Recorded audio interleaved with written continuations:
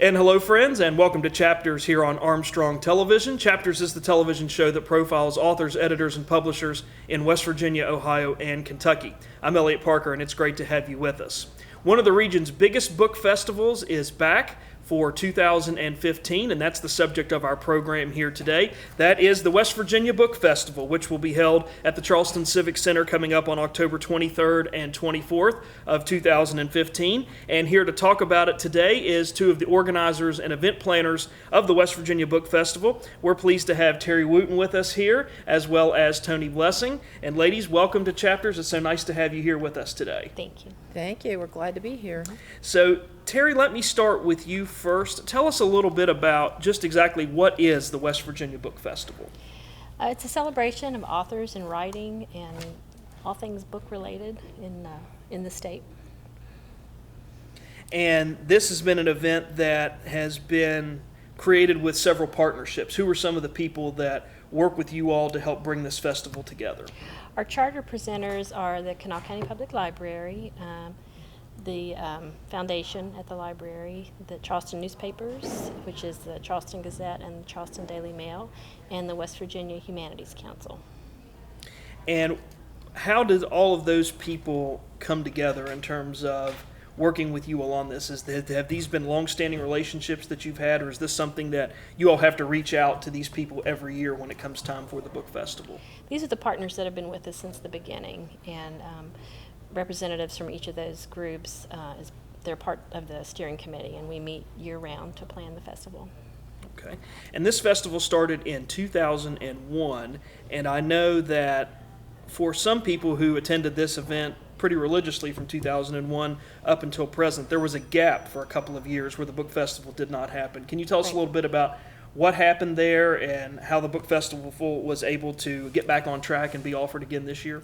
Sure. The last book festival that we had was in 2012, and right after that, the Kanawha County Public Library had some funding issues. We lost about 40% of our annual operating budget, and so we were unable to have the 2013 book festival or the 2014 book festival. What we did is we had a group of citizens in the county that formed a committee, and the Kanawha County Board of Education ran a levy for the library and that was last November, and overwhelmingly passed by the voters in Kanawha County and restored our funding. So that was in November. As soon as that levy election was over and it passed, we started planning for the 2015 book festival. So tell us a little bit about what that was like for you all not having that book festival. Was it something where you got a lot of inquiries from people? Because I know that has been a book festival that myself and other viewers that are probably watching this program went to for a long time and had been going since 2001. What was that like in that absence in terms of feedback you were getting from the community, from people who patron the library quite frequently? What was that whole experience like? The community missed the book festival. The staff at the library, we also missed the festival, and we were sad that we couldn't have it for those 2 years. Part of it was funding, but also part of it was staffing, because staff at Kanawha County Public Library do a lot of the work for the book festival, and it's, as I said, it's a year-round planning that we do for it. So we just didn't have the people or the money to do it, and we promised the community that if the levy passed, that was one thing we were bringing back, and everybody's very excited about it. So when you got everybody together after the levy had passed and you sat down and said, okay, we're bringing back the book festival, who was involved in that initial meeting, and what were the responsibilities that were delegated out, and what were people doing really from the time that you all decided to bring that back to make this happen? Members of the charter presenters are on the steering committee, so we had a meeting and started talking about what we could do to really make a big splash this year, since we've been gone for a couple years. And so we started, Toni does the author research, and came to the committee meeting with a list of probably about 25 authors that she recommended, maybe, and had biographical information. And so the committee sat down and we kind of picked who our, we kind of ranked who our top choices would be, and I think I'll let Toni tell you about Neil Gaiman, because that was really a big coup for us. Yes, and I'm certainly interested to hear about who is coming, because it's a fantastic lineup for 2015, and I know that you brought a poster with you, and we'll put a poster up during our discussion today so people can see, but Toni, tell us a little bit about who is coming to the 2015 West Virginia Book Festival in terms of featured authors, and what are they going to be doing as a part of that responsibility during the book festival? Well, the steering committee, when we met, I create a PowerPoint of authors and I list, information about them, where they travel from, what their fee is, and that type of thing. And when I present it, I sort of wait to hear that little gasp of, ooh, that's who we'd like to have. And when Neil Gaiman's picture came up, that was it. And I thought, well, wouldn't it be great to have Neil Gaiman? But the chances of us getting him are very slim because he doesn't make very many appearances. But I said, oh yeah, that's what the committee decided, and we'll go for it. We'll try it. And when we reached out to him and to his agency, he was interested, and it was because of our funding issue, because we'd had to shut down for 2 years. He is a enormous library supporter, and he is just passionate about libraries continuing, and passionate about reading. And so when we explained our situation, that we had lost funding and that it had been, a pretty grim 2 years, and then we had passed the levy, he was on board. He wanted to come. So we were, of course, overwhelmed and thrilled. And for some of our audience who may not be familiar with him, what kind of a writer is he? What are some of the genres that Neil Gaiman writes in? Neil Gaiman is unique. He is a best-selling author who writes for all ages. He is sort of a fantasy writer, he's sort of a sci-fi writer, but he also writes for people who don't like those genres. I mean, he is just one of those authors who really can and appeals to a very wide range of people and all ages. He writes for adults primarily, but he's also written for teens and for children. Very good. And I know that Yes. he is sort of the headline act for the West Virginia Book Festival, but you've got Yes. some other outstanding writers coming as well. Tell us a little bit about who else is going to be joining him that weekend. We do. Jodi Picoult will be our headliner for Saturday, the 24th. And she is also just, a dream author that we've always wanted to have at the book festival. She's primarily known for My Sister's Keeper, and but she's written about 25 books, I think, and I think they've just all been bestsellers.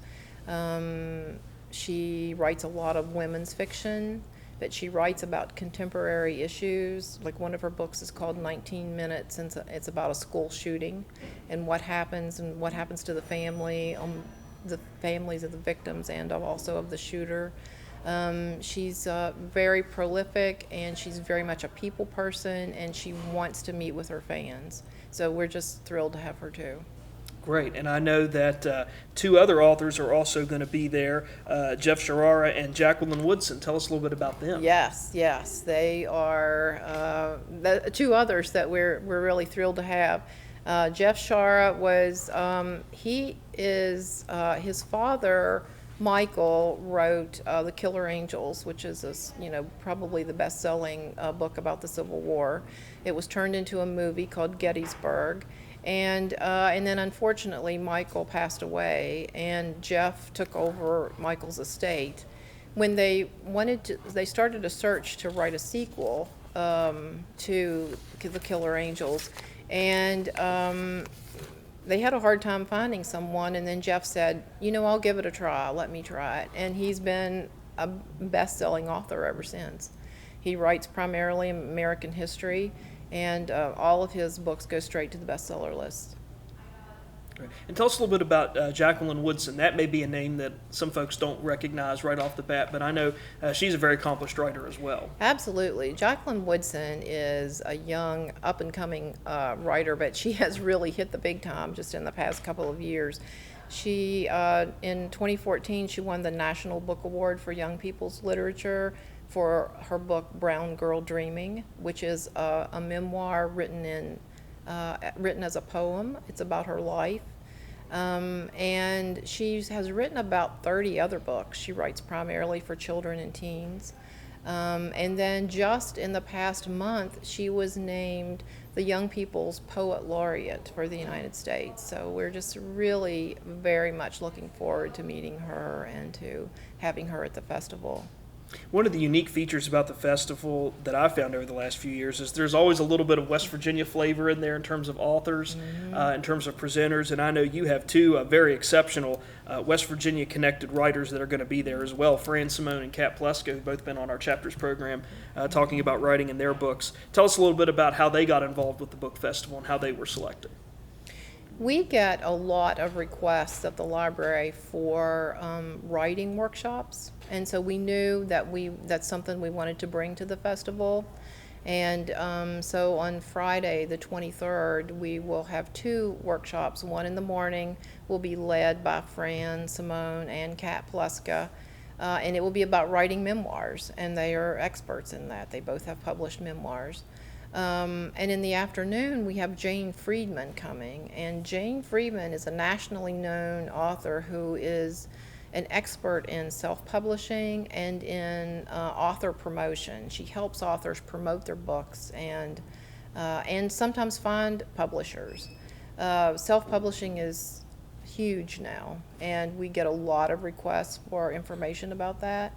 And so it's a wonderful opportunity for writers. And I certainly hope anybody that's watching the show here today that is interested in self-publishing or the publishing process to go to Jane Friedman's presentation, because Yes. we've talked to a lot of our authors and publishers and editors about publishing and all the options that are out there, and certainly self-publishing is a unique option, and in many ways it's never a better time to be an author. If you want to get your work out there, there are ways now to do it as opposed to the way it was 20 or 25 years ago when you only had 6 publishers to go through, and if you couldn't crack the ceiling, nothing got published. So certainly I think she'll be a great presentation Yes. for folks interested in that. So Toni, let me go back to you for just a minute, not to leave Terry too much out of the discussion. We'll come back to her, but she had mentioned, Terry had mentioned a moment ago that there was a list of 25 or so maybe that was originally brought to the group in terms of authors that you would like to have.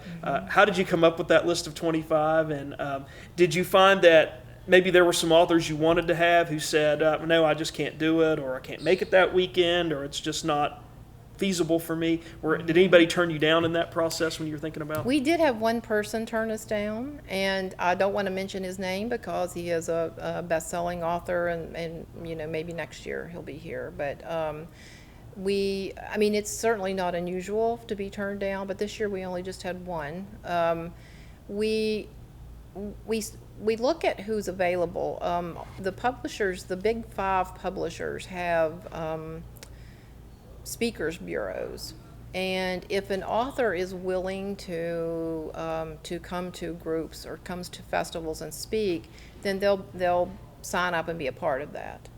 And so that's where I always start, because I know that those people are willing to speak. And Neil Gaiman was a little bit of an exception to that, but the others we got them through speakers bureaus. And it's a negotiation. We make an offer, and we contact them, and we take it from there. We were very lucky this year, though. Yeah, I think it's an outstanding lineup. I really do.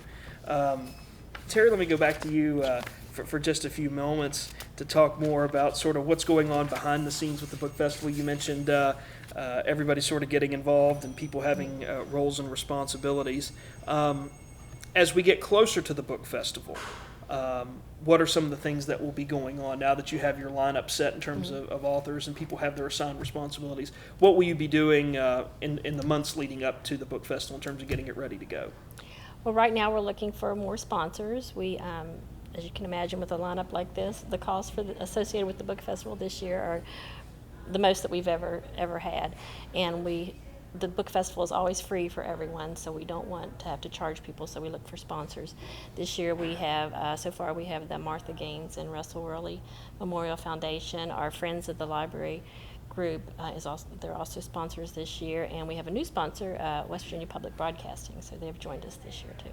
Very good, very good. So having that sponsorship, I know, Yes. is critical to what you all are doing. is. What about, you mentioned West Virginia Public Broadcasting, you mentioned Charleston Gazette and some other folks, Daily Mail, Charleston Daily Mail being involved. How do they help in terms of getting the word out about the book festival, and what do they do for you all in terms of publicity during the book festival? West Virginia Public Broadcasting is not only a monetary sponsor, they're also an in-kind sponsor with advertising. So they're doing some TV, radio, web ads for us. The newspaper also is an in-kind sponsor. They produce the Spadia that is it's the schedule of the book festival, and it's in the Charleston Sunday Gazette Mail the week before the book festival, and it's has the whole schedule, the map of the vendor, the marketplace, and the other areas that are in there. So they help us promote that way. And I know that one of the events that also goes on, in addition to the great speakers that you all have coming and the authors that you have coming, is the marketplace and also the Used Book Festival. Can you talk to us a little bit about what those are and how those help the book festival and how patrons can participate in those events if they want to? We have, in addition to the marketplace and the used book sale, we also have a wordplay area for children. Wordplay, we're going to have Bright Star Touring Theater, that they'll have a couple of performances for kids that day in the wordplay area. We also have activities for children. Community organizations have tables and have activities for kids to do while they're at the festival. The marketplace, we have about 75 booths available, and those are, this year we seem to be getting a lot of self-published authors that are interested. People from all over the country actually have already reserved spaces. Books A Million is our book vendor for the book festival, so they will be there. The West Virginia Book Company is also there. And then in the used book sale, it's about half of the hall. There's a North Hall and South Hall in the Civic Center, so we just have thousands of books in the used book sale, and that's always very popular. And those proceeds go to help the public library with a lot of your Yes. activities and events that you do, not just for the book festival, but for throughout the year, correct? Right, yeah. People donate used books to the library all throughout the year, so we have volunteers that process those books and pack them up and sort them by category so that when we're ready to set up for the book sale, those are all ready to go. Very good. So, Toni, let me go back to you for just a second. We mentioned and talked about the writers that are coming. Are they going to be giving, I know you mentioned Fran Simone and Kat Pleska will be doing workshops. What about Neil Gaiman, Jacqueline Woodson, Jodi Picoult? Are they going to be doing workshops per se, or is it more sort of Q&A with the audience? What are some of the things that you anticipate them talking about for folks who might be interested in going to see them? And are they going to be staggered in terms of Neil Gaiman and Jodi Picoult aren't going to be at the same time, or how does all that work? Neil Gaiman will be on Friday evening, starting at 7 o'clock at the Charleston Civic Center, and it will be, and I want everyone to understand this is all completely free. There's absolutely no charge for any part of the festival, and we're dedicated to keeping it that way.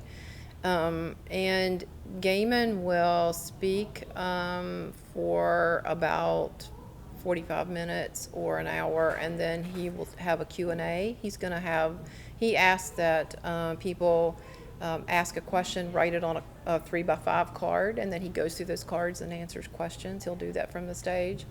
He will not do a book signing, but the other authors will. Jodi Picoult will speak probably for about 45 minutes, and then she'll do a Q&A, and then she'll do a book signing after she speaks. Now, is she going to speak on Friday or Saturday? She will be there on Saturday. Okay, very, very good. And what about Jacqueline Woodson? When will she speak? Will she be doing something similar in terms of her presentation? And I'm assuming that Jane Friedman's is going to be more of a presentation Q&A also about the self-publishing aspect. Yes, the writing workshops will take place. Both will take place on Friday. We have the Fran Simone and Kat Pleska in the morning, and then Jane Friedman in the afternoon. And then on Saturday we have Jacqueline Woodson at 11, Jeff Shara at 1, and then Jodi Picoult at 3. Okay. So it's book heaven, for 2 days there. It's just book heaven for people who love books and love authors. You just can't beat it. Yeah, absolutely, Yes. absolutely. And with such an exceptional lineup and such a diverse lineup, no matter what a reader wants to read or likes to read, that there's somebody there, somebody there for Right. them, or something that Right. they can get involved in. Let me throw this question out to both of you. I know that, Terry, this is your first year sort of being over the book festival. What are some of the challenges that you face in putting something like this on? Because we as book lovers and readers, we show up when everything's up and ready to go. Lights are on, everybody's where they need to be. But what are some of the challenges, and what are some of the, I don't want to say stresses, but maybe challenges is the right word, of putting something like this on, that maybe people who just show up to participate and enjoy it don't necessarily see? There's a lot of planning that goes on beforehand, and the logistics of the event are pretty big, because you have the marketplace, and so we already have people sending in their information about renting booths, so we're getting that designed where you'll put the booths. And then in the wordplay area, we need to recruit organizations in the community to work there. The book sale, actually, we have staff at the library that they take care of that, so I just need to make sure that the room's there and they have the tables they need, that type of thing. So, and we have a good relationship with the Civic Center. We've worked with them for a long time, and they know what we need, and it's actually a pretty smooth process. It's been pretty surprising to me that I feel like it should be more stressful, but it's not. It's actually it's going very well. So. Good. I'm glad to hear that. Toni, how about you? What are some? I know you had sort of a different angle in terms of getting the book festival set up. What were some of the challenges that you face or are currently facing in getting everything put together? We have to worry about where the authors are going to stay. We have to house them for 1 or 2 nights, and what they're going to eat. How do you get Neil Gaiman from the hotel to the Civic Center? That kind of thing. I mean, that's just, transportation. How do you get them from the airport to the hotel? And so there's a lot of that. But it's fun. It's great fun. Yeah, and I know Yes.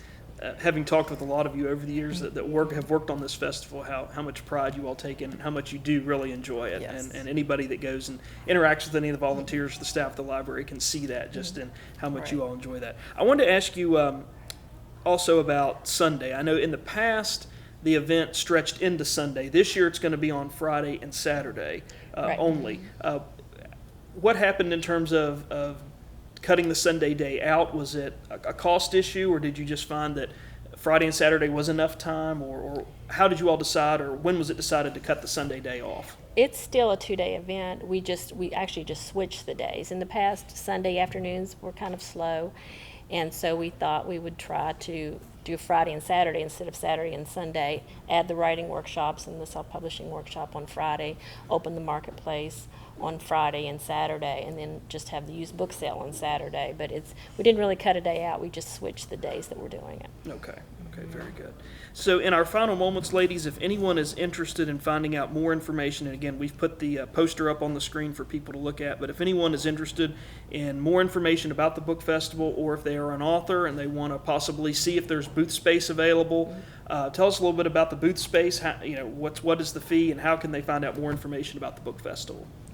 It's $125 is the fee to rent a booth at the marketplace. Actually, we are about 3/4 full right now, so we've had a lot of interest in it. So, and a lot of people, once the announcement was made, I get mail every week from vendors that want to be in the marketplace. So, but they can go to our website. It's wvbookfestival.org. And there's information there's the schedules on there, there's information about the marketplace, there's information on lodging and where to eat in Charleston, information about the Civic Center and Charleston. So there's a lot of good information there. And if anyone wants to get in contact with you, Terry, or you, Toni, how can they get in contact with you all directly? What's the best way? The main library number is 304-343-4646.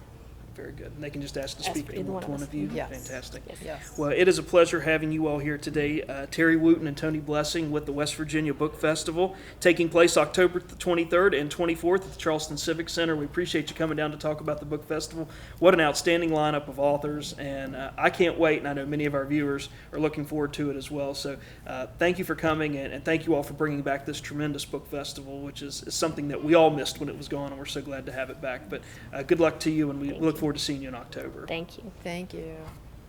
And we want to take a moment to also say thanks to Empire Books and News, who is our sponsor each week here on Chapters, and they also provide our studio taping space each time that we do a taping of Chapters. And we encourage you to come down to Empire Books and News and check out their wide selection of books and magazines and find something to satisfy your reading tastes. Talk to Charlotte and her staff. They can get you taken care of right here at Empire Books and News. And if you've got a question, comment, or suggestion about this Chapters program, or maybe any Chapters program that you've seen here on Armstrong Television, we want to hear from you.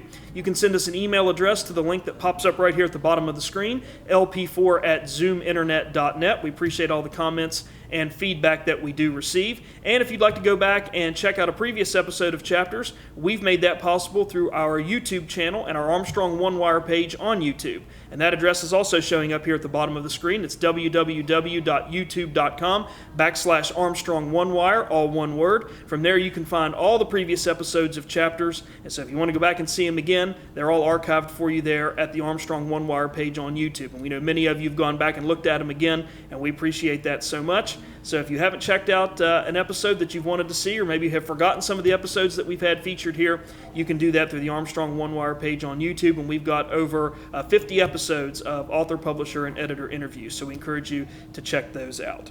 And that's going to do it for us this time on Chapters, but please come again next time. And in the meantime, stay tuned to this station for news and views that impact you and your community.